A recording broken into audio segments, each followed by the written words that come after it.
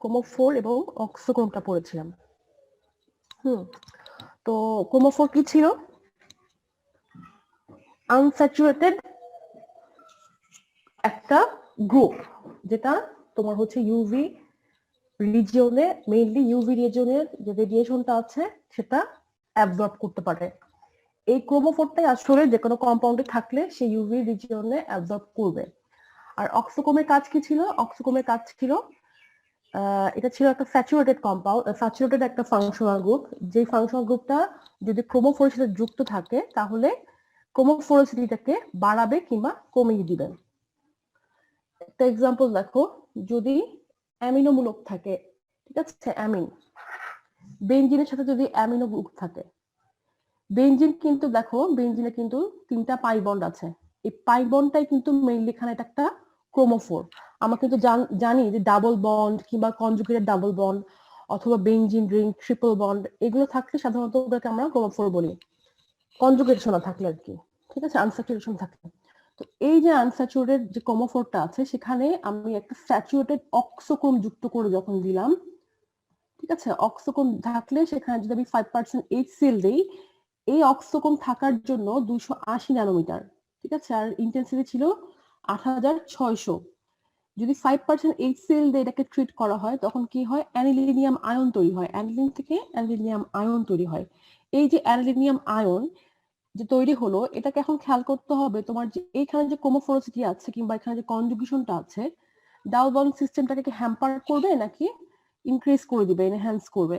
এই যে দেখো যেহেতু পজিটিভ চার্জ, সে কি করবে? ইলেকট্রনটা কিন্তু টেনে নিবে নিজের দিকে, যার কারণে কি হবে? এই যেখানে ক্রোমোফোরোসিটি, এখানে ডাবল বন্ড কনজুগেশনটা ছিল সেটা কিন্তু কিছুটা কমে যাবে, হ্যাম্পার হবে, যার কারণে এখানে যেহেতু এখানে ক্রোমোফোরোসিটি কমিয়ে দিচ্ছে, এ কারণে খেয়াল করো যে ওয়েভলেন্থে অ্যাবজর্পশন হতো এখন 250-এ অ্যাবজর্পশন হবে। তার মানে অ্যাবজর্পশন ব্যান্ডটা কমে আসবে, সাথে সাথে ইন্টেন্সিটিটাও কিন্তু অনেক কমে আসবে। তার মানে কি অক্সোক্রোমো এমন একটা স্যাচুরেটেড গ্রুপ যেটা যখন ক্রোমোফোরের সাথে যুক্ত থাকবে সেটা তোমার ডাবল বন্ড ক্যারেক্টারটাকে বাড়িয়ে দিতে পারে অথবা কমিয়ে দিতে পারে, ঠিক আছে। অ্যামিনো মূলক হচ্ছে যেহেতু তোমার অ্যানিলিনিয়াম আয়ন যখন ফর্ম করে ইলেকট্রন উইথড্রয়িং ক্যাপাসিটি থাকে, সেহেতু এই ডাবল বন্ডের এখানে প্যাটার্নটা চেঞ্জ হয়ে যায়, কমে যায়। এই কারণে এটার তোমার ওয়েভলেন্থ অ্যাবজর্পশন ব্যান্ডটাও কমে যাবে, আবার ইন্টেন্সিটিটাও কমে যাবে। আবার বাড়ার ক্ষেত্রে আমরা আরেকটা এক্সাম্পল দেখতে পারি, দেখো, সেটা হলো যদি বেনজিনের সাথে তোমার হচ্ছে হাইড্রক্সি মূলক থাকে, ফেনল থেকে যদি আমি ফেনলকে 5% সোডিয়াম হাইড্রক্সাইড দিয়ে ট্রিট করি, সেক্ষেত্রে কি হবে? ফেনোলেট অ্যানায়ন, তাই তো। এখানে যেহেতু ফেনোলেট অ্যানায়ন তৈরি হচ্ছে, ফেনোলেট আয়নটা কি করবে? এইখানে অক্সিজেনের নেগেটিভ চার্জটা আসতে পারে, এখানে এটা যাবে, এখানে আবার এটা আসবে, তাই তো। এরকম করে বেনজিন রিংয়ের যে কোনো ফোর্সিটি সেটা বেড়ে যাবে। বেড়ে যাওয়ার কারণে এখানেও তোমার কি হবে? রেড শিফট বলি আমরা এটাকে সাধারণত, যদি অ্যাবজর্পশন ব্যান্ডটা বেড়ে যায়, তাই তো। যদি অ্যাবজর্পশন ব্যান্ডটা বেড়ে যায় আমরা সেটাকে বলি রেড শিফট, আর যদি কমে যায় সেটাকে আমরা বলি হলো ব্লু শিফট।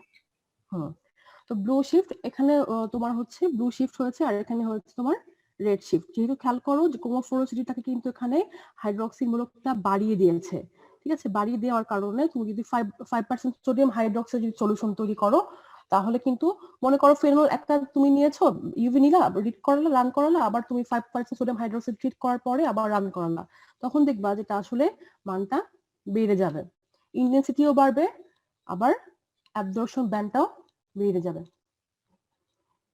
ঠিক আছে। এরকম বিভিন্ন ধরনের কিন্তু অক্সোক্রোমের ও তোমাদের কি লাস্ট ক্লাসে আমি একটা বইয়ের রেফারেন্স দিতে ভুলে গিয়েছিলাম, সেটা হচ্ছে কেম্পের বই।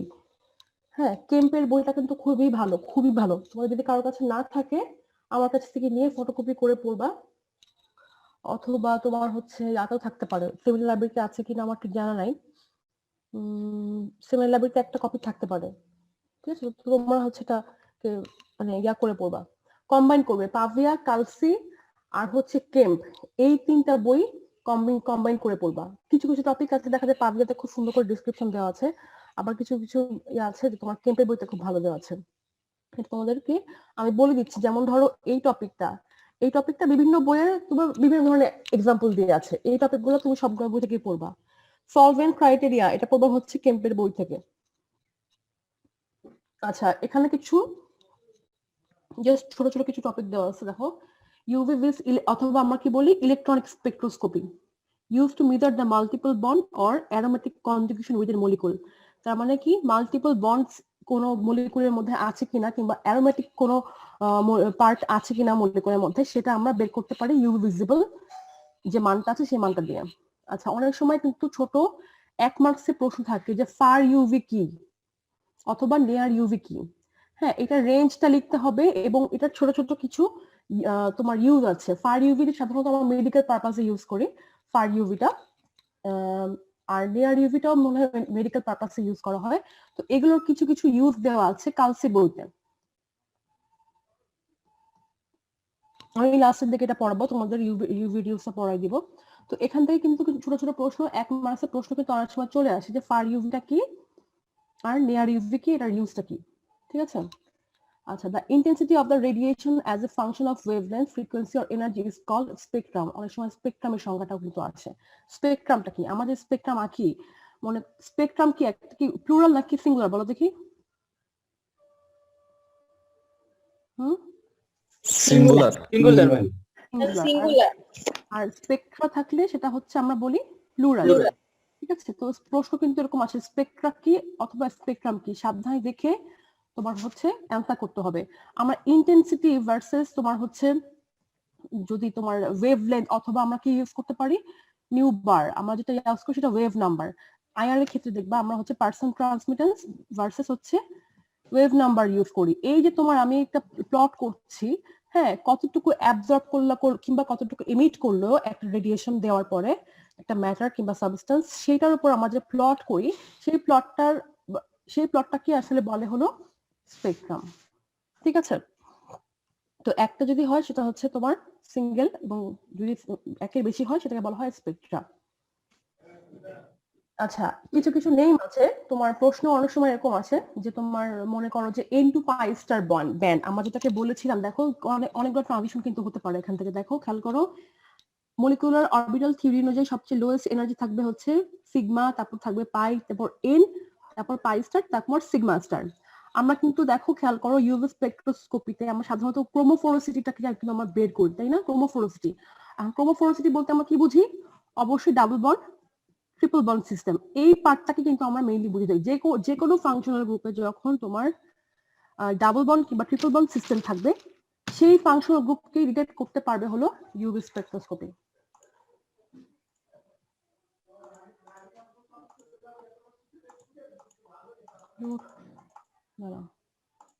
আচ্ছা তো কি হলো ডাবল বন্ড কিংবা ট্রিপল বন্ড সিস্টেমটা আমরা বের করব এর মধ্যে কিন্তু তোমার অ্যারোমেটিক কম্পাউন্ডও পড়বে ঠিক আছে তো সেক্ষেত্রে দেখো সেক্ষেত্রে কিন্তু সিগমা টু সিগমা স্টার সাধারণত অ্যালকেন শুধুমাত্র সিগমা বন্ড আছে এখানে কিন্তু এই ধরনের ট্রানজিশন হওয়ার পসিবিলিটি তোমার হচ্ছে এত ইন্টেন্সিটিটা এত কম হয় কারণ হচ্ছে কি এই বন্ড ইলেকট্রনটা খুব শক্তভাবে যুক্ত থাকে যার কারণে এই বন্ড ইলেকট্রনটাকে সরানোটা টাফ এই কারণে ইন্টেন্সিটিটাও খুব কম হয় সবচেয়ে বেশি হয় হচ্ছে n টু পাই স্টার তারপরে হয় হলো পাই টু পাই স্টার আমরা জানি যে দেখো খেয়াল করো ডাবল বন্ড কিংবা triple bond containing functional group যেগুলো আছে সেগুলোতে কিন্তু হেটারো অ্যাটমও থাকে সাধারণত হেটারো অ্যাটম অর্গানিকের ক্ষেত্রে কি হয় অক্সিজেন নাইট্রোজেন সালফার ক্লোরিন এগুলোতে কিন্তু কি থাকে লোন পেয়ার ইলেকট্রনস থাকে সেই লোন পেয়ার ইলেকট্রনস গুলো কিন্তু n ইলেকট্রনস এই n ইলেকট্রনস থেকে n টু পাই স্টার যে আমরা ট্রানজিশন সেটা পাই সবচেয়ে বেশি মানে হাইয়েস্ট রেডিয়েশন অ্যাবজর্পশন করে হচ্ছে n টু পাই স্টার ঠিক আছে এই কারণে কিন্তু আরেকটা প্রবলেম হচ্ছে কি জানো n টু পাই স্টারের যে অ্যাবজর্পশনটা হয় সাধারণত এটার ইন্টেন্সিটিটা অনেক কম হয় কারণ এটা হচ্ছে ফরবিডেন ট্রানজিশন সিলেকশন রুল অনুযায়ী n টু পাই স্টারকে বলা হয় হলো ফরবিডেন ট্রানজিশন এটা তোমার হচ্ছে সিমেট্রিক রুল অনুযায়ী আসবে আমি তোমাকে পরে এটা পড়াবো ফরবিডেন ট্রানজিশন তারপরে আসে কি পাই টু পাই স্টার অবশ্যই ডাবল বন্ড থাকলে সেখানে পাই টু পাই স্টার ট্রানজিশন হবে যদি ডাবল বন্ডের সংখ্যা বাড়ে কোন অনুযায়ী যদি কনজুগেটেড অবস্থায় যদি ডাবল বন্ডের সংখ্যা বাড়ে সেক্ষেত্রে কি হবে পাই টু পাই স্টারের যে গ্যাপটা অনেক কমে আসবে গ্যাপটা কমে আসলে এনার্জিটাও কি হবে কিন্তু এনার্জিটাও কিন্তু কম লাগবে ঠিক আছে এনার্জি গ্যাপটা কিন্তু তখন কমে আসবে তখন কি হবে খুব বেশি, এবং পাই টু পাইস্টার ট্রানজিশনের ইন্টেন্সিটিটা কিন্তু অনেক বেশি হয়, কারণ সিলেকশন রুল অনুযায়ী তোমার হচ্ছে এটার কোনো সিমেট্রিক কোনো তোমার বাধা নেই, ঠিক আছে। কিন্তু এন টু পাইস্টারের ক্ষেত্রে সিমেট্রিক একটা রুলস আছে, আমি সেটা পড়াই দেবো পরে।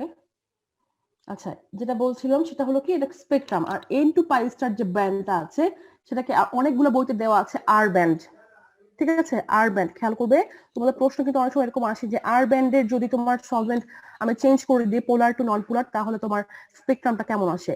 অথবা পাই ব্যান্ড আসে এখানে, পাই ব্যান্ড সরি পাই টু পাইস্টার ট্রানজিশনকে সাধারণত বলা হয় কে ব্যান্ড, কনজুগেটরি, ঠিক আছে। আর এটা কি রেডিকাল, এখানে আরটা আসছে রেডিকাল থেকে, কেটা আসছে কনজুগেটরি থেকে। তো সেক্ষেত্রে তোমাদের কিন্তু এই ব্যান্ডগুলো কিন্তু খেয়াল করতে হবে। অনেক সময় আসছে বি ব্যান্ড, সাধারণত এই কালসির বইতে আর ব্যান্ড কে ব্যান্ড ইউজ করা হয়েছে। বি ব্যান্ডকে বলা হয় বেঞ্জিনয়েড ব্যান্ড। বেঞ্জিন রিং এর ক্ষেত্রে যে কয়েকটা ব্যান্ড আমরা পাই ডাবল বন্ডের জন্য, দুইটা ব্যান্ড পাই, সেই ব্যান্ডগুলোকে বলা হয় বেঞ্জিনয়েড ব্যান্ড। আর ই ব্যান্ড হচ্ছে ইথিলিন মলিকুলের জন্য যে ব্যান্ডটা পাই, ইথাইলেনিক ব্যান্ড, সেই দুইটা, সেই একটা তোমার ব্যান্ডটাকে বলা হয় হচ্ছে ই ব্যান্ড, ঠিক আছে। এই যে প্রশ্ন যখন থাকবে ই ব্যান্ড কিংবা বি ব্যান্ড আর কে ব্যান্ড, এগুলো কিন্তু তোমার বুঝতে হবে কোন ধরনের ট্রানজিশনকে বোঝাচ্ছে, ঠিক আছে। এন টু পাইস্টার বলতে কি বোঝাচ্ছে, এগুলো তো ছোট ছোট শর্ট শর্ট কিছু বই থেকে কালেকশন করা, কয়েকটা বই থেকে আর কি। এখান থেকে যে প্রশ্ন আসে না তা কিন্তু না, এখান থেকে কিন্তু প্রশ্ন আসে, যেমন স্পেকট্রাম কি, বিশেষ করে ফার ইউভি কি, আর কি এই যে দুটো পয়েন্ট, এটা কিন্তু ইম্পর্টেন্ট।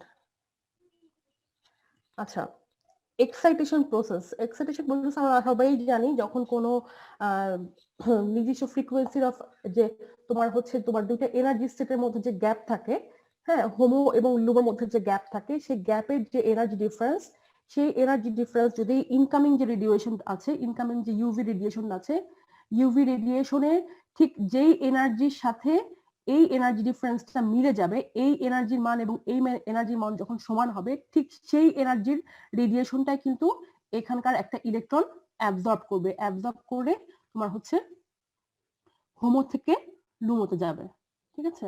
এই ইকুয়েশনটা আমরা সবাই জানি, তার মানে আমরা বলি যে একটা ডিসক্রিট প্যাকেট অফ এনার্জি আসলে অ্যাবজর্ব করে একটা ম্যাটার, ঠিক আছে। একটা কোয়ান্টাইজড, এটা একটা কোয়ান্টাইজড প্রসেস, যেটা একটা নির্দিষ্ট কোয়ান্টা তোমার হলো অ্যাবজর্ব করতে পারে। তো সেক্ষেত্রে আমরা জানি যে কোনো তোমার হচ্ছে কোয়ান্টার ফ্রিকোয়েন্সি থাকে তোমার হচ্ছে nu equals to C by lambda. C হচ্ছে কি velocity of the radiation, light. হ্যাঁ, লাইট কিংবা রেডিয়েশন যেটাই বলো না কেন, লাইটও বলতে পারো, কোনো সমস্যা নাই। আর ল্যামডা হচ্ছে ওয়েভলেন্থ, কোন এক্সাক্ট ওয়েভলেন্থে অ্যাবজর্ব করছে।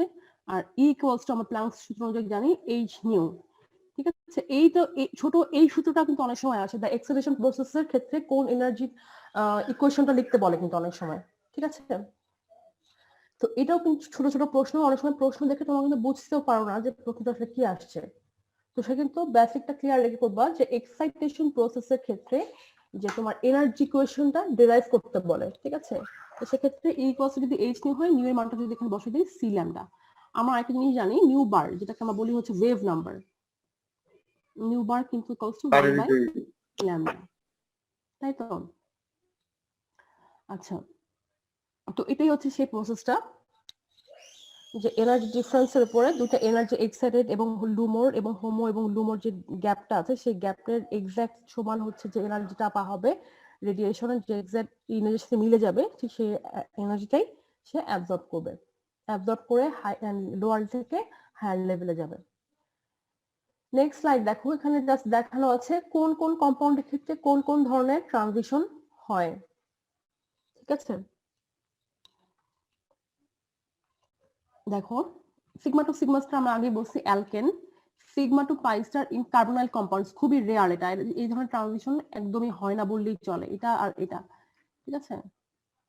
আর পাই টু পাই স্টার খুবই common in alkenes, carbonyl compound, alkyne, azo compound, just যেখানে ডাবল বন্ড থাকবে কিংবা ট্রিপল বন্ড থাকবে সেখানে এই ধরনের ট্রানজিশন হবে। এন টু সিগমা স্টার কি হবে, মনে করো অক্সিজেন CH3 এরকম কোন কম্পাউন্ড আছে মনে করো, এখানে একটা আর ফাংশন গ্রুপ, এই ক্ষেত্রে কি হয় N2, যেহেতু এখানে N ইলেকট্রনস আছে আর এখানে sigma electron, N2 sigma star এই ট্রানজিশনটা এই ক্ষেত্রে হয়। আর N2 পাই স্টার তো অবশ্যই বুঝতে পারছো কার্বনাইল কম্পাউন্ডের ক্ষেত্রে, ঠিক আছে। কার্বনাইল কম্পাউন্ড, যেখানে ডাবল বন্ড আছে আবার ইন ইলেকট্রনসও আছে।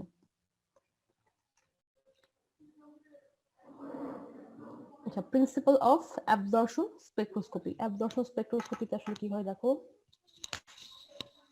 all passing EMR মানে হচ্ছে electromagnetic radiation in the UV region through a compound with multiple bond, a portion of the radiation is normally absorbed by the compound. A portion of the, দেখো খেয়াল করো কিন্তু a portion তার মানে কি কোন পোর্শন অফ এনার্জি, কোন portion of the radiation, যেই পোর্শনটা অবভিয়াসলি দুইটা গ্যাপের যে এনার্জি ডিফারেন্সের সাথে মিলে যাবে সেই পোর্শনটা আসলে অ্যাবজর্ব হবে। The amount of absorption depends on the structure of the compound. এখন কতটুকু অ্যাবজর্ব করবে ডিপেন্ড করবে স্ট্রাকচারের উপর, ঠিক আছে? 280 তে করবে না 290 তে করবে, এটা ডিপেন্ড করবে স্ট্রাকচারের উপরে। The greater the number of molecules capable of absorbing light of a given wavelength, the greater the extent of the light absorption. তার মানে কি বলছে, মনে করো যে স্যাম্পলের মধ্যে তুমি যদি তোমার কনসেন্ট্রেশনটা বাড়িয়ে দাও, মলিকুলার সংখ্যা যদি বেশি থাকে, ইউভি অ্যাক্টিভ মলিকুলার সংখ্যা যদি বেশি থাকে, তাহলে অবশ্যই কি হবে, তোমার ইন্টেন্সিটিটা বেশি হবে, এবং যদি মলিকুলার সংখ্যা কম হয় সেক্ষেত্রে ইন্টেন্সিটিটা কমে আসবে, ঠিক আছে? আচ্ছা, the more effectively a molecule absorbs light of a given wavelength, the greater the extent of light absorption. তাই তো, এই যে এক্সটেন্ট বলছে এটাকে আসলে বলছে তোমার intensity. From these guideline ideas, the following empirical expression known as Beard-Lambert law may be formulated.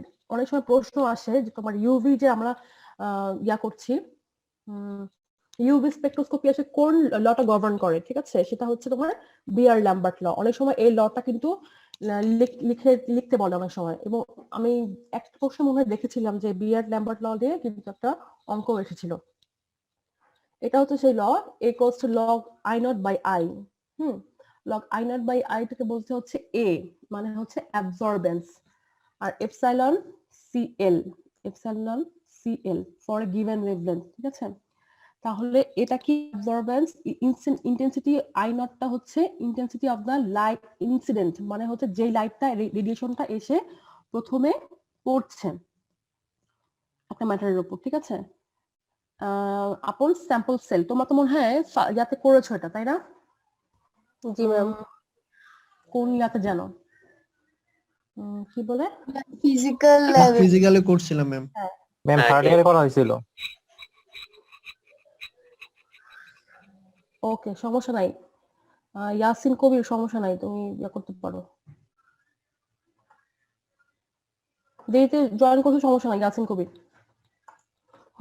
ওইখানে খেয়াল করো যে তোমার ইনসিডেন্ট একটা লাইট থাকে, সেই লাইটে কিন্তু একটা ইন্টেন্সিটি থাকে, তারপরে কিন্তু তোমার হচ্ছে সে অ্যাবজর্ব করার পরে, লাইট অ্যাবজর্ব করার পরে কতটুকু অ্যাবজর্ব করলো একটা রিডিং কিন্তু আসে, ঠিক আছে? সেটা হচ্ছে কি, সেটা কি, আইটা হচ্ছে intensity of the light leaving the sample cell. Sample cell থেকে যেটা বের হয়ে গেল, তার মানে কিছু একটা পোর্শন কিন্তু অ্যাবজর্পশন হয়েছে ওই স্যাম্পল দ্বারা।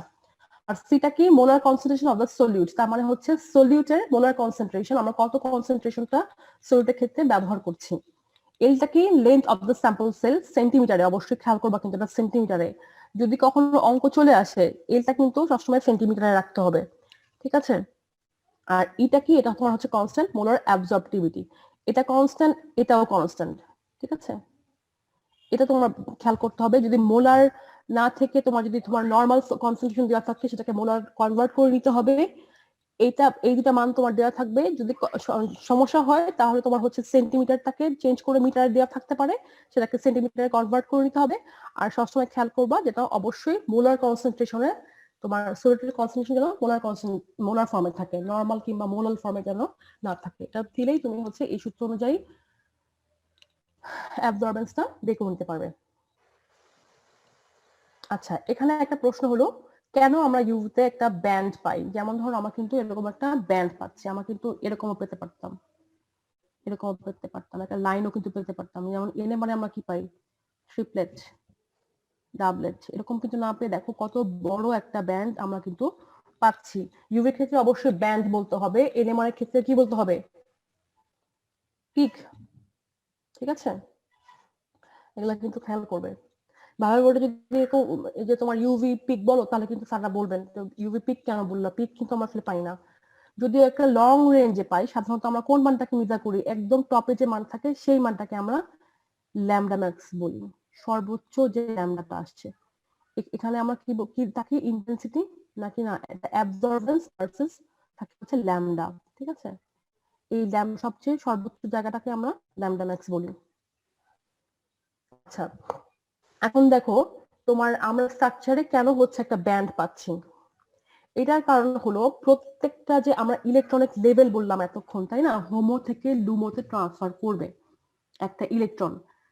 হোমোর সাথে সাথে তোমার কি হয়, খুবই সুপার ইম্পোজ হয়ে তোমার ভাইব্রেশনাল স্টেট প্লাস আবার কি থাকে এখানে রোটেশনাল স্টেট, ওগুলো থাকে রোটেশনাল স্টেট। তোমরা কিন্তু থার্ড ইয়ারে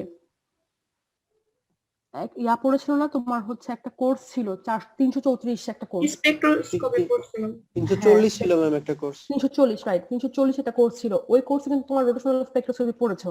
তো সেখানে দেখেছো রোটেশনাল কিন্তু কিছু স্টেট থাকে, এগুলো কি হয় ভাইব্রেশনাল এবং রোটেশনাল যে তোমার লেভেল গুলো আছে খুবই ক্লোজলি স্পেস থাকে, তার মানে খুব কাছাকাছি থাকে, ঠিক আছে। তো একটা ইলেকট্রনিক লেভেলে তোমার হচ্ছে গ্রাউন্ড স্টেটে হোমোতে দেখা যাচ্ছে অনেক ধরনের ভাইব্রেশনাল লেভেল এবং রোটেশনাল লেভেল থাকে, আবার লুমোতেও এরকম তোমার হচ্ছে vibrational levels plus rotational levels থাকে। এখন ইলেকট্রনটা তোমার হচ্ছে মনে করো যে রুম টেম্পারেচারের উপর ডিপেন্ড করে, রুম টেম্পারেচারেও কিন্তু একটা ইলেকট্রন বিভিন্ন স্টেটে তোমার E0 V1 V2 এই ধরনের বিভিন্ন স্টেটে থাকতে পারে। একটা থাকতে পারে মনে করো একটা ইলেকট্রন আছে একদম গ্রাউন্ড স্টেটে, অথবা কিছু টেম্পারেচার অ্যাবজর্বের জন্য কিছু আছে তোমার V2 তে V3 তে, ঠিক আছে। এরকম একটা ইলেকট্রনটা যা এক একটা মলিকুলের ক্ষেত্রে এক এক রকম এক একটা স্টেটে থাকে, ব্যাপারটা বুঝতে পারছো গো। ইনটাই কিন্তু আছে মেইনলি, কিন্তু ইলেকট্রনিক স্টেট যদি আমরা কল্পনা করি ইলেকট্রনিক স্টেটে কিন্তু একই লেভেলে আছে, হোমোতেই কিন্তু আছে, ট্রানজিশন কিন্তু ডিরেক্টলি হোমো থেকে লুমোতে যাবে। কিন্তু যেহেতু হোমোতে এবং লিমোতে দুটাতেই মানে তোমার হচ্ছে সুপার ইম্পোজ রোটেশনাল এবং ভাইব্রেশনাল স্টেট গুলো থাকে, খুবই ক্লোজলি স্পেস থাকে তারা।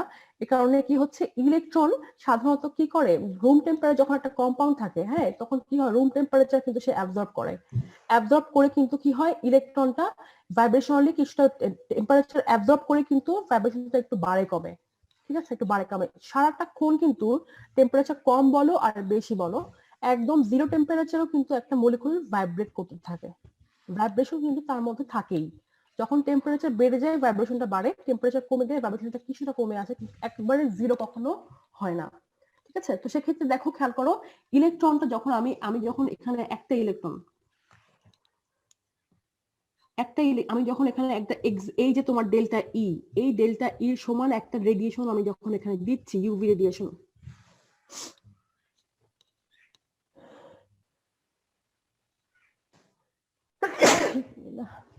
আচ্ছা সরি, ইউভি রেডিয়েশন আমি যখন দেখছি তখন কি হচ্ছে একটা ইলেকট্রন কিন্তু এখন মলিকুল সবাই কিন্তু খেয়াল করো, আমি কিন্তু মোলার কনসেন্ট্রেশন একটা নিচ্ছি, স্যাম্পলের মোলার কনসেন্ট্রেশন নিচ্ছি, তাই না।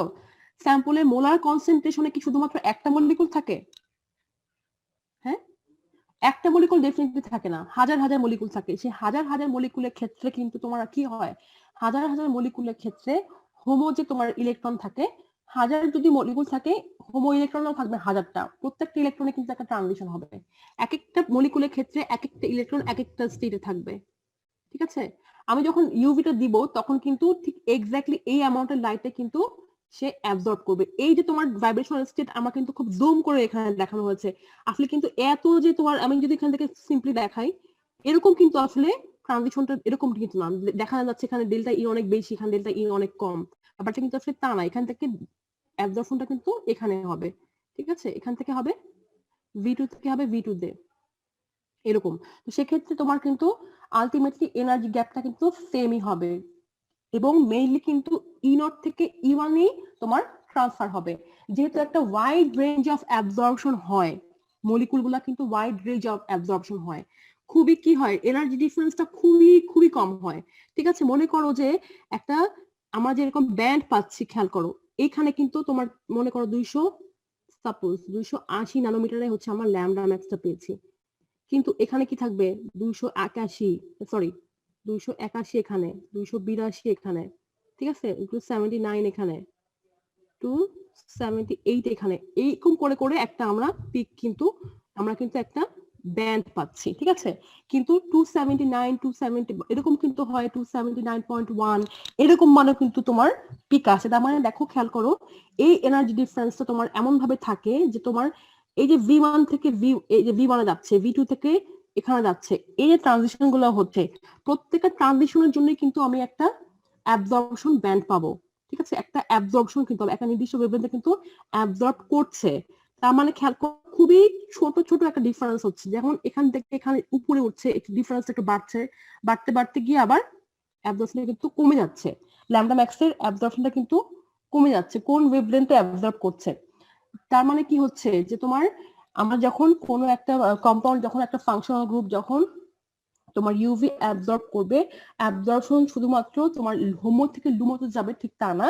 অ্যাবজর্পশনটা হয় হলো বিভিন্ন যে ধরনের ভাইব্রেশনাল কিংবা রোটেশনাল লেভেলস আছে, সেই লেভেলস থেকে আপার লেয়ারের আপার যে ইলেকট্রন এক্সাইটেড স্টেট আছে সেখানকার ভাইব্রেশনাল এবং রোটেশনাল লেভেলেও অ্যাবজর্পশনটা হয়, যার কারণে আমরা একটা ব্যান্ড পাই, ঠিক আছে, একটা ব্যান্ড পাই, ঠিক আছে।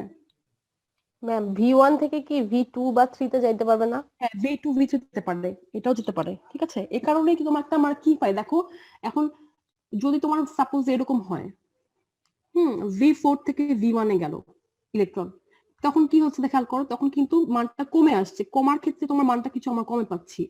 আবার তোমার হচ্ছে যদি তোমার কি বলে, মনে করো যে V1 থেকে V3 তে গেল, সেখানে অ্যাবজর্পশন লেন্থটা একটু বেড়ে গেল না, সে লেন্থ বাড়ার কারণে কিন্তু আমরা ল্যামডাটাও বেশি পাচ্ছি। মানে হায়ার, লো থেকে শুরু করে হায়ার সমস্ত অ্যাবজর্পশনই হবে, ঠিক আছে। শুরু থেকে শেষ করে একদম বেশি পর্যন্ত সমস্ত ধরনের অ্যাবজর্পশনই কিন্তু এখানে হবে। এখন ডিপেন্ড করবে কোন মলিকুলের পার্সেন্টেজটা সবচেয়ে বেশি, কোন ধরনের মলিকুল একটা এভারেজ মানে পার্সেন্টেজে আছে। মনে করো যে ম্যাক্সিমাম মলিকুল গুলো হচ্ছে V1 এ আছে। এখন V1 মলিকুলের যে ইলেকট্রন গুলো যে ধরনের ট্রানজিশন দিবে, হ্যাঁ, সেই ট্রানজিশন মনে করো V1 থেকে V1 এ গিয়েছে, হ্যাঁ, এই ট্রানজিশনটা সবচেয়ে মেজর হলো। এই মেজর ট্রানজিশনের জন্যই আমরা এই ল্যামডা ম্যাক্সটা পাবো, এই পিকটা পাবো, ল্যামডা ম্যাক্সটা। আর বাকিগুলো তোমার কি হচ্ছে, কম বেশি হওয়ার কারণে আমরা একটা কার্ভ পাচ্ছি, ব্যান্ড পাচ্ছি। ব্যাপারটা বুঝতে পারছো তোমরা? জি ম্যাম। জি ম্যাম। বুঝি নাই, আরেকবার একটু যদি বলতে। আচ্ছা, কি বুঝো না এক্স্যাক্টলি বলো দেখি আমাকে। ওই যে ল্যামডা ম্যাক্সটা আসলে কোনটার কারণে হচ্ছে ম্যাম? এটা একটু মিস করে গেছিলাম। ল্যামডা ম্যাক্সটা হচ্ছে তোমার ম্যাক্সিমাম একটা, যখন আমরা মোলার কনসেন্ট্রেশন, মনে করো 1 মোলার কনসেন্ট্রেশনের আমি একটা মানে স্যাম্পল নিয়েছি। এখন 1 মোলার কনসেন্ট্রেশন স্যাম্পলে নিশ্চয়ই একটা মলিকুল থাকবে না, অনেকগুলো মলিকুল থাকবে, তাই তো। এখন অনেকগুলো মলিকুলের মধ্যে ম্যাক্সিমাম যে মলিকুলগুলো যেই স্টেটে থাকবে, এখন ইলেকট্রনিক স্টেট বলতে কিন্তু আমরা এই একটা ইলেকট্রনিক স্টেট বোঝাচ্ছি না, আমরা কিন্তু এখানে অনেক ক্লোজলি স্পেসড লেভেলস বোঝাচ্ছি। তো যেই লেভেলটাতে ম্যাক্সিমাম মলিকুল থাকবে এবং এই ম্যাক্সিমাম মলিকুলার যে ইলেকট্রন আছে, হোমো ইলেকট্রনটা আছে, সেই হোমো ইলেকট্রনটা যে ট্রানজিশন দিবে, সেই ট্রানজিশনটাই হবে হলো ল্যামডা ম্যাক্স, কারণ ম্যাক্সিমাম মলিকুল ওই লেভেলেই আছে, ঠিক আছে। জি ম্যাম, বুঝতে পারছি। এখন মনে করো আমি তোমাদেরকে একটা জিনিস বোঝাই, মনে করো 10টা মলিকুল আছে, ঠিক আছে, 10টা মলিকুল। এখন 10টা মলিকুলের সবাই কিন্তু তোমার রুম টেম্পারেচারে যা থাকবে, সবাই কিন্তু একই টেম্পারেচারে কিংবা একই লেভেলে থাকবে না, ঠিক আছে। কারো টেম্পারেচার কিন্তু বেশি হবে, কারো ভাইব্রেশন এনার্জি কিন্তু অনেক কম হবে। সেই ম্যাক্সিমাম মনে করো 10টার মধ্যে 8টাই আছে একই লেভেলে, সেই একই লেভেলে থাকলে অ্যাবজর্পশনটা একই লেভেলে হবে। সেক্ষেত্রে যেহেতু তোমার ম্যাক্সিমাম যে তোমার মনে করো 8টা মলিকুলের ইলেকট্রন যে লেভেলে আছে, সেখান থেকে যে ট্রানজিশনটা হচ্ছে, সেটার জন্য আমরা ল্যামডা ম্যাক্স পাচ্ছি ইন্টেন্সিটি। তখন ইন্টেন্সিটি দেখা যাচ্ছে সবচেয়ে বেশি হলো যেখানে ম্যাক্সিমাম মলিকুল গুলো থাকবে, যেই লেভেলে আর কি। কারণ কোনো কনফিউশন আছে এখানে? আচ্ছা, আমি একটু পড়ি, তাহলে তোমরা একটু ভালো করে বুঝতে পারবে। জানো,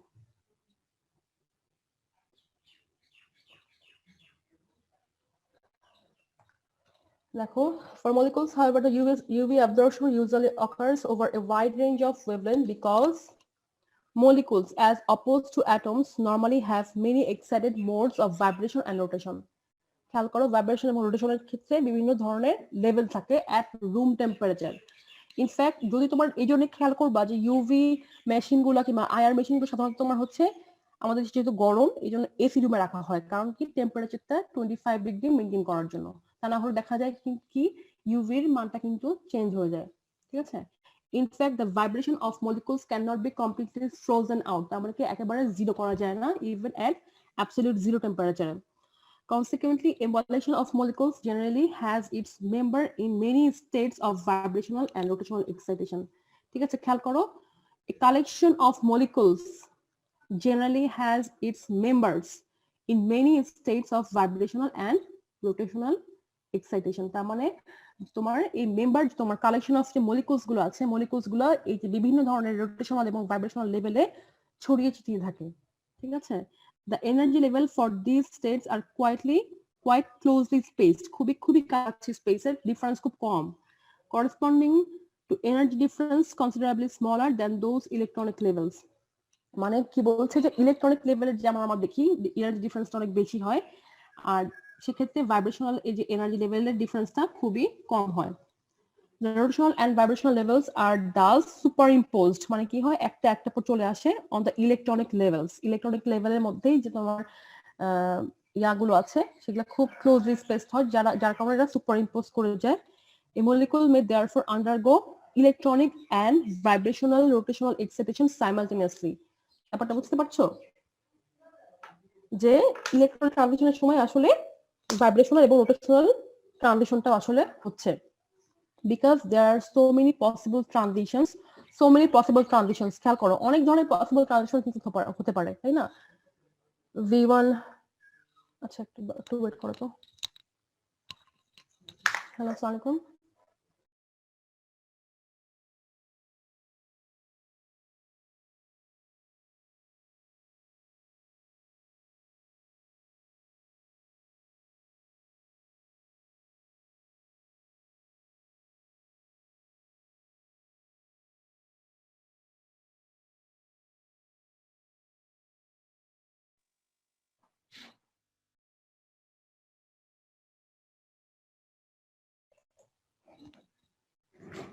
ঠিক আছে, দেখো তো যেটা বলছে যে এতগুলো ক্লোজলি স্পেসড যে লেভেলস আছে, প্রত্যেকটা লেভেলসেই মলিকুলার ইলেকট্রন থাকতে পারে, যার কারণে ট্রানজিশনটাও কিন্তু ভ্যারিয়াস টাইপের হয়।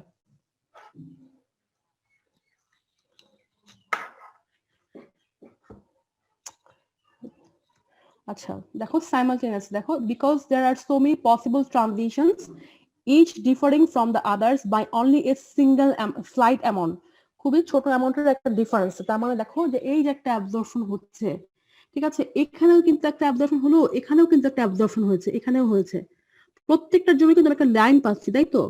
তো এই অ্যাবজর্পশনের ক্ষেত্রে কিন্তু তোমার ডিফারেন্সটা কিন্তু খুবই কম, খুবই ছোট, যার কারণটা কি, কারণ যে তোমার ভাইব্রেশনাল লেভেলস গুলো আছে তাদের ডিফারেন্সটা অনেক ছোট। Each electronic transition consists of a vast number of lines spaced so closely that the spectrophotometer cannot resolve them. Rather, the instrument traces on envelope, মানে এই যে একটার উপর envelope হয়ে আছে over the entire pattern.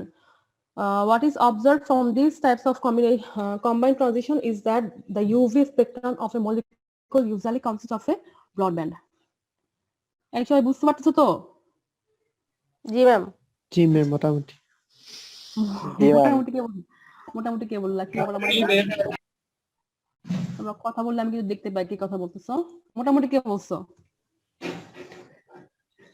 এরপরও কি বুঝো নাই সেটা বলো। বলতে সুজন। এই সুজন, তুমি এটা বললা কেন? ম্যাম আমি ক্লিয়ার হতে পারতেছি না। কেন ক্লিয়ার হতে পারতেছো না? তুমি বুঝতেছো না যে এই যে সাধারণত আমরা যদি বলি E0 থেকে E1 ট্রানজিশন হবে, ঠিক আছে, যদি একটা স্পেসিফিক একটা সিঙ্গেল ওয়েভলেন্থ মানে 280 বলছে, মনে করো এটা এনার্জি ডিফারেন্স 280, ঠিক 280 ওয়েভলেন্থের একটা লাইট যদি অ্যাবজর্ব করতো তাহলে আমরা কি পেতাম? ব্যান্ডটা কিরকম, মানে পিকটা একটা সিঙ্গেল লাইনের মতো পেতাম। এক্স্যাক্টলি একটা সিঙ্গেল লাইনই পেতাম, এক্স্যাক্টলি একটা সিঙ্গেল লাইনই পেতাম, 280 ন্যানোমিটার, আমরা ন্যানোমিটারে পেতাম, ঠিক আছে। সেটা কি আমরা ইউভিতে পাচ্ছি? কখনোই কিন্তু পাই না। আমরা কি পাই? একটা এইরকম একটা ব্যান্ড পাই। এই যে ব্যান্ডটা আসার কারণটা কি, এটাই আমি এক্সপ্লেন করছিলাম, কেন এরকম ব্যান্ডটা আসে, ব্রড ব্যান্ড আসে। কারণটা হলো যে তোমার এখানে আসলে একটা সিঙ্গেল স্পেস, যে একটা তোমার দুটো এনার্জি লেভেলের একটা সিঙ্গেল স্পেস থাকে তা কিন্তু না। স্পেস অনেক ধরনের থাকতে পারে, এত বেশি ধরনের থাকে যে তোমার ট্রানজিশনটাও এত বেশি ভ্যারিয়েবল হয়ে যায়। দাঁড়াও, এখানে দেখো মনে করো এতগুলা ডিফারেন্সেস, ঠিক আছে? এই একটা লেভেলের বদলে এখানে আসলে যেগুলো আমরা দেখতে পাই না, অনেক ধরনের ছোট ছোট ভাইব্রেশনাল এবং রোটেশনাল লেভেল থাকে, ঠিক আছে? সুপার ইম্পোজ মানে তাদের গ্যাপ গুলো কিন্তু খুবই কম থাকছে। আমি যেরকম করে লিখছি আসলে এতটাও থাকে না, ঠিক আছে? এখন অনেক পসিবল ট্রানজিশন হতে পারে, ঠিক আছে? এই যে দেখো, এই একটা ইলেকট্রনিক ট্রানজিশন যদি হতো তাহলে ভালোই হতো, যে সেটা না হয় দেখো ট্রানজিশন এখান থেকে এখানে আসতে পারে, এখান থেকে এখানে যেতে পারে, এখান থেকে এখানে যেতে পারে, যে কোনো লেভেলে কিন্তু ট্রানজিশন হতে পারে। এখন ইলেকট্রন কোন ভাইব্রেশনাল কিংবা কোন রোটেশনাল লেভেলে আছে সেটা আমার জানার দরকার নেই, ঠিক আছে? আমরা কি করছি দেখো, এই যে তোমার ছোট বড় অনেক ছোট বড় মাঝারি মিলেই একটা তোমাকে পিক শো করবে। সেই পিকটাকে আমরা যদি কম্বাইন করলে আমরা একটা ব্যান্ড পাচ্ছি। এখন সেখান থেকে কোন মানটা নিব? সবচেয়ে হাইয়েস্ট ল্যামডা ম্যাক্সটা নেব, আমরা কাউন্ট করব, ঠিক আছে? কেন কাউন্ট করব? কারণ ম্যাক্সিমাম মলিকুল এই 200 ন্যানোমিটার অ্যাবজর্ব করেছে। 200 ন্যানোমিটার যে লাইটটা আছে সেই লাইটটা অ্যাবজর্ব করেছে। খুব সিম্পল, ঠিক আছে? এখানে কোনো বিষয়ে কখনো কনফিউশন রাখবো না, কনফিউশন রাখলেই সমস্যা। বুঝতে পারছি। ঠিক আছে, আর কারো কোনো সমস্যা আছে? আচ্ছা, সিল প্রশ্ন হলো আমি তোমাদেরকে একসেপ্ট করি, কারণ সিল প্রশ্ন যত বেশি ক্লিয়ার করবো তত বেশি তোমাদের বেসিক ক্লিয়ার হবে। আচ্ছা, টুকটাক কিছু সংজ্ঞা দেখো। ব্যাথোক্রমিক শিফট তোমরা পড়েছো আগে, হিপসোক্রমিক শিফট, হাইপারক্রমিক, হাইপোক্রমিক, ঠিক আছে? ব্যাথোক্রমিক শিফট আমরা যেটা বলি হলো রেড শিফট। যদি কোনো কারণে ল্যামডা ম্যাক্সটা বেড়ে যায়, আমার সাথে কনজুগেশন থাকলে আমরা বলি রেড শিফট হয়, conjugation Leeds to red shift, এরকম প্রশ্ন আছে। তো কনজুগেশন থাকলে ল্যামডা ম্যাক্সটা বেড়ে যায়। আর কি হচ্ছে হিপসোক্রমিক শিফট, যদি তোমার ব্লু শিফট হয়, ঠিক আছে? ব্লু শিফট হলে কি হচ্ছে, a shift to higher energy or shorter wavelength equals to C by lambda, কিন্তু ঠিক আছে? না, সি বাই তো না, HC by lambda ma'am, h c by lambda না, AC by lambda, h c by lambda. আবার ইকুয়ালস টু মানে h nu, ঠিক আছে? তার মানে কি ফ্রিকোয়েন্সি আর এনার্জি হচ্ছে তোমার ডিরেক্টলি প্রপোর্শনাল, আর ই আর ল্যামডা হচ্ছে তোমার ইনভার্সলি প্রপোর্শনাল। যার কারণে যদি ল্যামডা বেড়ে যায় এনার্জিটা কমে যাবে, আর এনার্জি বাড়লে ফ্রিকোয়েন্সিটাও বাড়বে। আচ্ছা, হাইপারক্রমিক ইফেক্টটা কি? যদি ইন্টেন্সিটি বাড়ে আর যদি ইন্টেন্সিটি কোনো কারণে কমে যায় সেটাকে আমরা বলি হচ্ছে হাইপোক্রমিক ইফেক্ট, ঠিক আছে? এই যে অক্সোক্রোমি আমরা যেমন দেখলাম যে ইন্টেন্সিটি বাড়ছে কমছে, ঠিক আছে?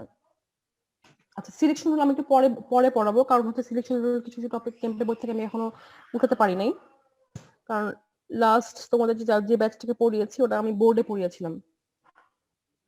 এটা আপাতত বাদ থাক, এটা পরে পড়াবো।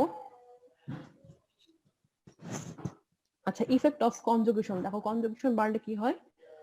কনজুগেশন অফ টু ক্রোমোফোরস, ক্রোমোফোর বললেই বুঝাবা যেখানে মাল্টিপল বন্ড আছে, তার মানে এই যে ডাবল বন্ড এর সাথে যদি কনজুগেশন থাকে, ঠিক আছে? যে একটা সিঙ্গেল বন্ড পর পর একটা double bond, double bond single bond, double bond single bond, এরকম যদি তোমার হয় কনজুগেশন থাকে, not only result in bathochromic shift, bathochromic shift মানে কি red shift, but increase the intensity of the absorption. শুধুমাত্র যে তোমার ওয়েভলেন্থ ল্যামডা ম্যাক্সটাই বাড়ে তা না, তোমার ইন্টেন্সিটিটাও বেড়ে যায়। এখানে একটা দেখো, গ্রাফ দেখো, CH3 CHN যদি হয়, n এর মান যদি তোমার হয় হলো কত 3 যদি হয়, এটা হচ্ছে n এর মান যদি 3 হয়, এটা হচ্ছে 4, এটা হলো 5, ঠিক আছে? কনজুগেশন যত বেশি বাড়ছে তত কি হচ্ছে দেখো, এটার ল্যামডা ম্যাক্সটাও কিন্তু বাড়ছে, ল্যামডা ম্যাক্সটাও কিন্তু বাড়ছে, আবার ইন্টেন্সিটিটাও কিন্তু খেয়াল করো, ইন্টেন্সিটি যদি আমরা এই যে তোমার y axis বরাবর খেয়াল করি, y axis বরাবর ইন্টেন্সিটিটাও কিন্তু বাড়ছে, খেয়াল করো। এখানে 4.5 ছিল, এখানে 5, এখানে আরেকটু বেশি, ঠিক আছে? ইন্টেন্সিটিটাও কিন্তু সাথে সাথে বাড়ছে, কনজুগেশন বাড়ছে, কারণ দেখো এটা হচ্ছে ডাবল বন্ড বাড়লে তোমার হচ্ছে ইন্টেন্সিটি প্লাস এই যে ওয়েভলেন্থ, এখানে ছিল 300, এখানে আরো 350 কিংবা 350 এই ধরনের বেড়ে গেছে কিন্তু। আচ্ছা, আরেকটা জিনিস কি গ্রাফিক্যাল যদি দেখাতে বলে, সেটা হচ্ছে কি, যদি তোমার ইথিলিনের ক্ষেত্রে খেয়াল করো, এটা হচ্ছে পাই টু পাই স্টারের ডিফারেন্সটা, ঠিক আছে? পাই টু পাই স্টারের ডিফারেন্সটা যদি ইথিলিনের ক্ষেত্রে হয়, পাই টু পাই স্টার থাকবে। বিউটাডাইনের ক্ষেত্রে আমরা কিন্তু কি পড়ছি, হোমো থেকে লুমো হবে, তাই তো? হোমো থেকে লুমো ট্রানজিশন, এটা হচ্ছে এর ক্ষেত্রে হোমো। আর এই যে বিউটাডাইনের ক্ষেত্রে হোমোটা হচ্ছে এইটা, তখন এটা হচ্ছে পাই, এটা হচ্ছে পাই স্টার। যেহেতু দুইটা ডাবল বন্ড, দুইটা পাই বন্ড, যেহেতু দুইটা পাই বন্ড থাকার কারণে কি হচ্ছে, মলিকুলার অরবিটাল থিওরি অনুযায়ী আমরা যখন তোমার অরবিটাল স্টেট আঁকছি, তখন কি হচ্ছে, পাই দুইটা পাই বন্ড আর দুইটা পাই স্টার চলে আসছে, তাই তো? দুইটা পাই স্টার, দুইটা পাই স্টার আঁকলে দেখো যে তোমার আসলে ডিফারেন্সটা কিন্তু কাছাকাছি চলে আসছে, পাই টু পাই স্টার কাছাকাছি চলে আসলে এই ডিফারেন্সটাও কমে যাচ্ছে। আর এনার্জি কমলে কি হবে, ল্যামডা হয়ে যাবে। ল্যামডা ম্যাক্সটা বেড়ে যাবে, যেটাকে আমরা বলি ল্যামডা ম্যাক্স যদি কখনো বাড়ে, সেটাকে আমরা বলি হচ্ছে রেড শিফট কিংবা ব্যাথোক্রমিক শিফট।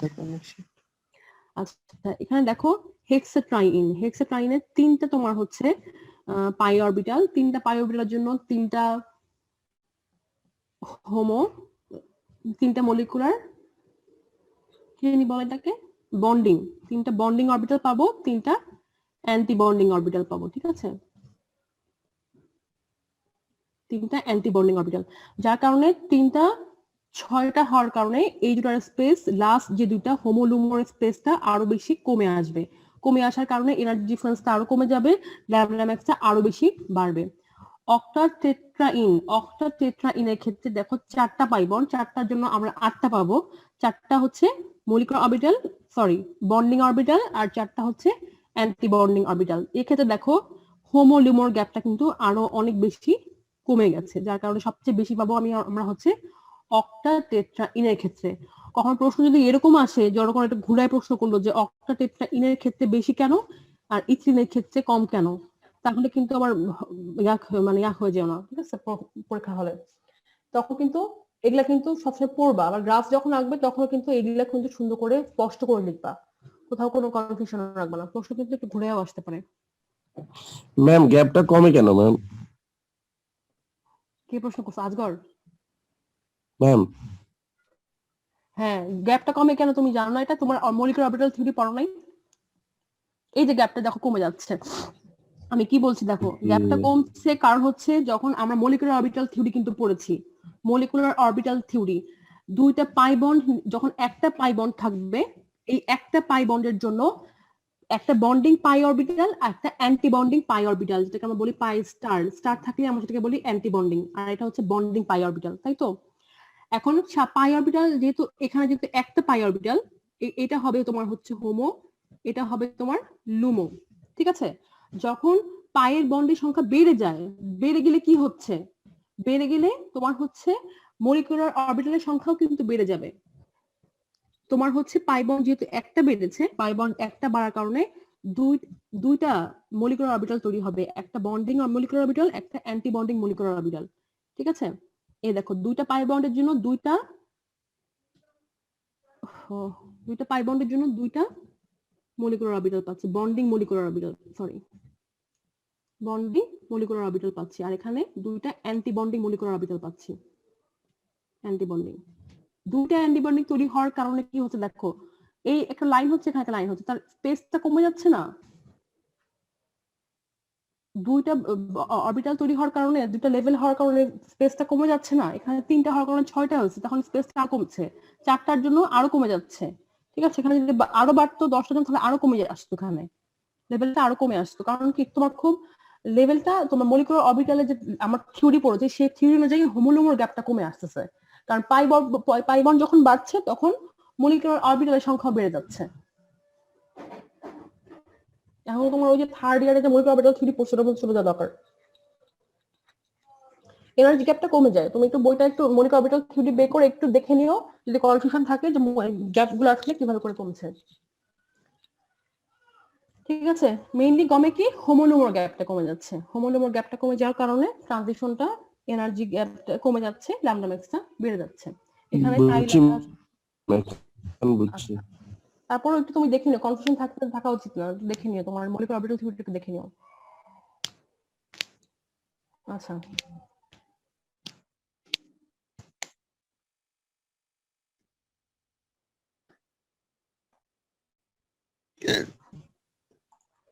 আচ্ছা হবে দেখো সলভেন্ট ক্রাইটেরিয়া কি আছে সলভেন্ট ক্রাইটেরিয়া তোমার হলো solvent should not absorb UV in the sample absorption region free of conjugation তার মানে কি সলভেন্টটা অবশ্যই ফ্রি অফ স্যাম্পলের মধ্যে কোনো কনজুগেশন থাকতে পারবে না স্যাম্পলটা কোনো অ্যাবজর্পশন ওই ইউভি রেঞ্জে মনে করো যে তোমার মানে সলিউট যে রেঞ্জে তোমার অ্যাবজর্ব করবে সেই রেঞ্জে সলভেন্ট অ্যাবজর্ব করতে পারবে না solvent stabilising the ground state or excited state তার মানে এখানে হচ্ছে তোমার হাইড্রোজেন বন্ডিং হবে সলভেন্ট কিছু কিছু ক্ষেত্রে যদি তোমার হাইড্রোজেন বন্ড ফর্ম করে সেক্ষেত্রে তোমার এটা হচ্ছে তোমার যদি পোলারিটি বাড়ে কমে পোলারিটি বাড়লে আমরা জানি তোমার হাইড্রোজেন বন্ড ফর্ম করতে পারে সেক্ষেত্রে ইফেক্টটা কি হয় সেটা পরে পড়বো আর solvent capable of hydrogen bond to form solute solvent complex solute solvent একটা কমপ্লেক্স ফর্ম করে যার কারণে স্টেবিলিটি বাড়ে কমে এটাই পড়বো এখন আচ্ছা R band show a blue shift on increasing the polarity of the solvent ঠিক আছে এই টপিকটা পাবো তোমার হচ্ছে কেম্প প্লাস পাভিয়া এই দুইটা বই থেকে কি বলছে দেখো R band show a blue shift on increasing the polarity of the solvent যদি polarity of the solvent তুমি যদি বাড়িয়ে দাও হ্যাঁ আর মলিকুলে যদি তোমার n ইলেকট্রন মানে মেইনলি কার্বনিল গুলো যেটাকে বলছে R band কি কোন কোন ইয়াটা বলতো ট্রানজিশনটা বলো তো into pi star ম্যাম হ্যাঁ into pi star যে তোমার ট্রানজিশনটা আছে এই ট্রানজিশনের ক্ষেত্রে তোমার যদি আমি সলভেন্টের পোলারিটি বাড়িয়ে দেই তাহলে ব্লু শিফট হয় ঠিক আছে হিপসোক্রোমিক শিফট হয় ঠিক আছে সেক্ষেত্রে কি হয় ল্যামডা কমে যাবে আচ্ছা অ্যাসিটোন একটা উদাহরণস্বরূপ দেখো অ্যাসিটোন তুমি যদি ওয়াটারে নাও মিথানল ইথানল ক্লোরোফর্ম আর কি C6H14 হেক্সেন যদি তুমি যদি নাও তার মানে কি করছো পোলারিটিটা কি করছে আস্তে আস্তে দেখি পোলারিটি কিন্তু কমছে পোলারিটি যদি কমে আচ্ছা এই দিক দিয়ে দেখো পোলারিটি যদি বাড়ে তাহলে কি বলছে আমাদের পোলারিটি যদি এদিকে বাড়ছে পোলারিটি সলভেন্ট পোলারিটি বাড়ার সাথে সাথে একটা ব্লু শিফট হচ্ছে ব্লু শিফট মানে কি দেখো মানগুলো কিন্তু ল্যামডা কমে যাচ্ছে ঠিক আছে ল্যামডা ম্যাক্সের মানটা কিন্তু কমে যাচ্ছে 79 থেকে 77 72 70 64 এই যে তোমার পোলারিটি সলভেন্ট পোলারিটি বাড়ার সাথে কেন তোমার হচ্ছে ল্যামডা ম্যাক্সটা কমে গেল কিংবা ব্লু শিফট হলো এটার অ্যানসারটা হচ্ছে দেখো হাইড্রোজেন বন্ডিং হয় ঠিক আছে যখন পোলার সলভেন্ট আমরা নেই পোলার সলভেন্টের ক্ষেত্রে তোমার হচ্ছে হাইড্রোজেন বন্ডিং হয় পোলার সলভেন্ট যখন হাইড্রোজেন বন্ড করে সাধারণত কার সাথে হাইড্রোজেন বন্ড করবে অবশ্যই n ইলেকট্রনের সাথে হাইড্রোজেন বন্ড ফর্ম করে ঠিক আছে এই ধরনের ট্রানজিশনের ক্ষেত্রে যখন n ইলেকট্রনের সাথে তোমার হচ্ছে হাইড্রোজেন বন্ডটা ফর্মেশন হয় হাইড্রোজেন বন্ড ফর্ম করলে কিন্তু স্ট্যাবিলাইজেশন হয় স্ট্যাবিলাইজেশন হওয়া মানে আমরা কি বুঝি এনার্জি কন্টেন্টটা কিন্তু কমে যাওয়া যার কারণে কি হয় মনে করো এটা হচ্ছে নরমালি তোমার হচ্ছে পোলার সলভেন্ট ফ্রি অবস্থায় আর তোমার যদি তোমার এখানে পোলার সলভেন্ট আমি ইউজ করি পোলার সলভেন্ট ইউজ করলে এখানে একটা হাইড্রোজেন বন্ড হবে পোলার সলভেন্টের সাথে মনে করো ওয়াটারের সাথে যে n ইলেকট্রন আছে n ইলেকট্রনের একটা হাইড্রোজেন বন্ডিং হবে ঠিক আছে এই ইলেকট্রনের সাথে একটা হাইড্রোজেন বন্ডিং হবে এই হাইড্রোজেন বন্ডিংটা এই স্টেটটাকে স্ট্যাবিলাইজ করে দিবে স্ট্যাবিলাইজ করলে এনার্জি কন্টেন্ট কিছুটা কমে গিয়ে দেখো একটু নিচের লেভেলে চলে আসবে খেয়াল করো এনার্জি কন্টেন্টটা কিন্তু একটু কমে গিয়েছে আগের চেয়ে ঠিক আছে একটু কমে যাওয়ার কারণে কি হচ্ছে এই যে গ্যাপটা n2 pi star ট্রানজিশন হতো যেটাকে আমরা বলছিলাম যে R ব্যান্ডটা কিন্তু ডিফারেন্সটা কিন্তু কি হচ্ছে এনার্জি কন্টেন্টটা বেড়ে যাচ্ছে খেয়াল করো এনার্জি বেড়ে যাচ্ছে যদি বেড়ে যায় সেটাকে আমরা কি বলি আলটিমেটলি ল্যামডার মানটা কিন্তু তখন কমবে কারণ ডেল্টা ই বাড়লে ল্যামডা কমবে কারণ হচ্ছে ল্যামডা আর ই হচ্ছে ইনভার্স প্রপোর্শনাল হ্যাঁ যার কারণে এই ল্যামডাটা কিন্তু কমে যাচ্ছে যার এই কারণে আমরা বলছি যদি R ব্যান্ডের ক্ষেত্রে আমরা যদি সলভেন্ট পোলারিটি বাড়িয়ে দেই সেক্ষেত্রে n ইলেকট্রনের n লেভেলের তোমার স্ট্যাবিলাইজেশনের কারণে ডেল্টা ইটা বেড়ে যাচ্ছে ডেল্টা ইটা বাড়লে ল্যামডা ম্যাক্সটা কমে যাচ্ছে যার কারণে হলো ব্লু শিফট হচ্ছে ঠিক আছে The non-bonded n electron on oxygen hydrogen bonded with the H2O solvent and form hydrogen bond. The net energy of the n electron level is lowered. so the energy gap into pi star also increases, তাই তো energy গ্যাপটা কিন্তু বেড়ে যাচ্ছে, খেয়াল করো energy গ্যাপটা কিন্তু এখানে বেশি এখানকার চেয়ে। আচ্ছা, which leads to blue shift. Amount of blue shift is measured by the strength of hydrogen bond, ঠিক আছে, মানে কত স্ট্রেংথ হাইড্রোজেন বন্ডটা কত স্ট্রেংথ সেটার উপর ডিপেন্ড করবে কতটুকুর অ্যামাউন্টে কমে যাবে। খেয়াল করো কিন্তু এন ইলেকট্রন যত তোমার হচ্ছে শক্তভাবে হাইড্রোজেন বন্ড ফর্ম করবে, যত বেশি ফর্ম করবে তত বেশি কিন্তু এনার্জি গ্যাপটা কিন্তু কমে যাবে। Polar solvent form hydrogen bond with n electron and stabilizes it, increasing the gap between HOMO and LUMO, thus leading to blue shift. কারো বুঝতে সমস্যা নাই নাকি? আচ্ছা, আর কে ব্যান্ড যদি হয়, কে ব্যান্ডটাকে আমরা বলি হলো pi to pi star bond. Pi to pi star bond leads to red shift in polar solvent. Pi to pi স্টারের ক্ষেত্রে আবার যদি তোমার পোলার সলভেন্ট হয়, পোলার সলভেন্টটা কি হয়, রেড শিফট হয়। এখন রেড শিফটটা কেন হয় খেয়াল করো, মিক্সেল অক্সাইডের ক্ষেত্রে তোমার যখন ডাবল বন্ড থাকবে, ডাবল বন্ডের ক্ষেত্রে তোমার পাই বন্ডটা ফর্ম করবে আসলে পাই স্টারের সাথে। মেইনলি যেখানে তোমার হচ্ছে ডাবল বন্ড থাকবে সেখানে সলভেন্টটা যখন তোমার হাইড্রোজেন বন্ড ফর্ম করবে তখন এক্সাইটেড লেভেলের তোমার হচ্ছে যে লুমো যে স্টেট আছে সেই লুমো স্টেটে স্ট্যাবিলাইজেশন সবচেয়ে বেশি হবে। এন এবং পাইয়ের চেয়েও পাই স্টারের মানে স্ট্যাবিলাইজেশন সবচেয়ে বেশি হয় পাই টু পাই স্টারের ক্ষেত্রে, যার কারণে পাই স্টারটা অনেক বেশি নিচে নেমে আসে। ঠিক আছে, এনটাও নিচে নামে, এনটাও কিন্তু নিচে নামছে, খেয়াল করো পাইটাও কিন্তু কিছুটা নিচে নামে, কিন্তু সবচেয়ে বেশি নিচে নামে হচ্ছে পাই স্টার, যার কারণে আলটিমেটলি কি হয় পাই টু পাই স্টারের যে ডিফারেন্সটা আছে সেটা কমে আসে। আমি একটু মিউট করে দিই সবাইকে, দাঁড়াও।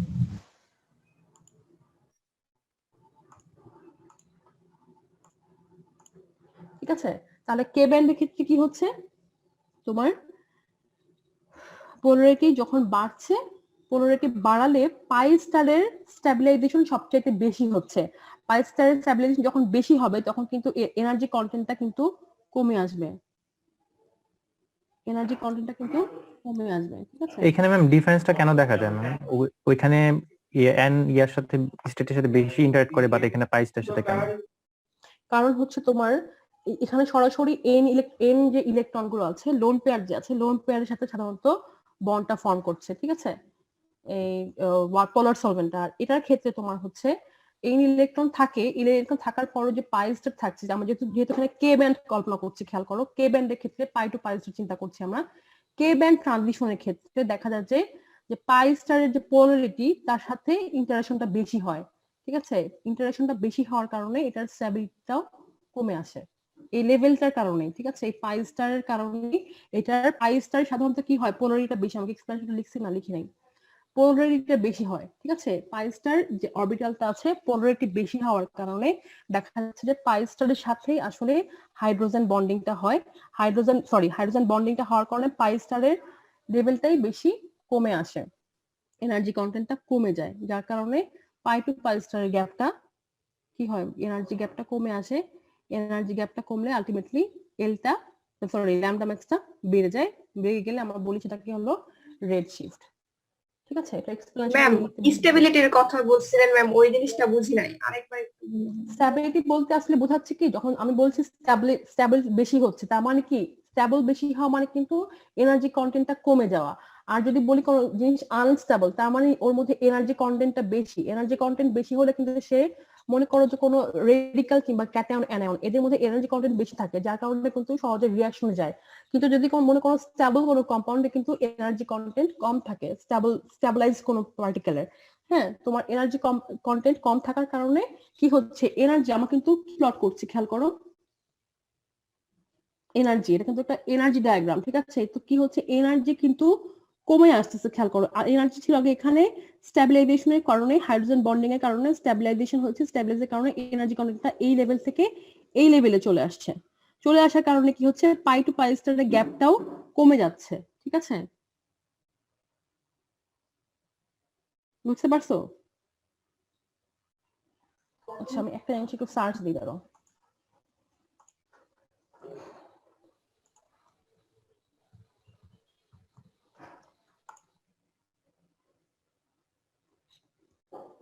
আচ্ছা এখানে দেখো একটা জিনিস খেয়াল করো, মেস্টাইল অক্সাইডে যে তোমার হচ্ছে এন টু পাইস্টার ট্রানজিশন হবে না তা কিন্তু না, ঠিক আছে? এন টু পাইস্টার ট্রানজিশন কিন্তু হচ্ছে, কিন্তু আমি এখানে কনসিডার করছি কিন্তু পাই টু পাইস্টারের ব্যান্ডের কি হচ্ছে, ঠিক আছে? এন টু পাইস্টারের যে তোমার মেস্টাইল অক্সাইডের যে অক্সিজেন সেটাই কিন্তু আসলে হাইড্রোজেন বন্ড ফর্ম করছে, ফর্ম করলে মেস্টাইল অক্সাইডের কিন্তু ইটসেলফ একটা আর ব্যান্ড আছে, খেয়াল করো কিন্তু এন টু পাইস্টার ব্যান্ড কিন্তু ওর ক্ষেত্রেও একটা আছে, কিন্তু সাথে সাথে কে ব্যান্ডও আছে।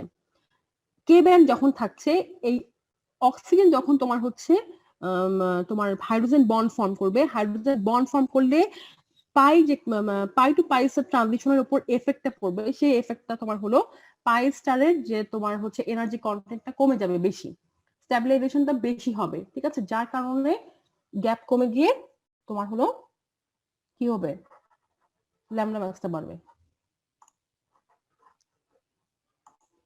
বুঝতে পারছো কিনা? জি ম্যাম, বুঝতে পারছি। আচ্ছা সবাই খেয়াল করো কিন্তু মেস্টাইল অক্সাইডে কিন্তু তোমার কার্বনিল মূলক কিন্তু আছে, ঠিক আছে? ডাবল বন্ড আর হচ্ছে কার্বনিল মূলক কিন্তু এখানে আছে,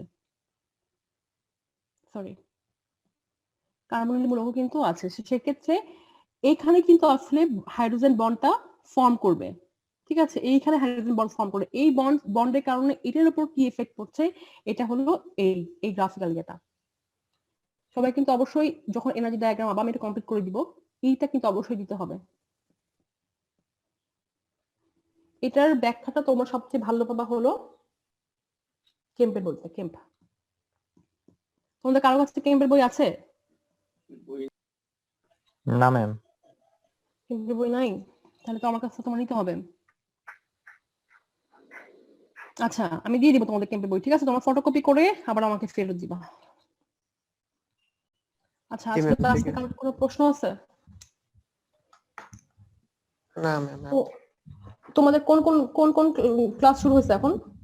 ম্যাম আজকে 510 হবে আপনার পরে। আচ্ছা আচ্ছা, তাহলে তোমার তো সময় নেই আর। তো ঠিক আছে তাহলে আজকে শেষ করে দিই, হ্যাঁ?